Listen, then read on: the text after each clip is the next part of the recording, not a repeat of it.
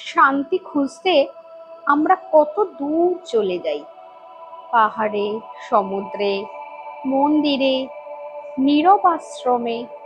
কিন্তু সেই শান্তি কি সত্যি বাইরে কোথাও আছে? না, শান্তি কোনো জায়গা নয়, কোনো শব্দ নয়। এ এক অনুভব যা জন্ম নেয় ভেতরের নীরবতায়।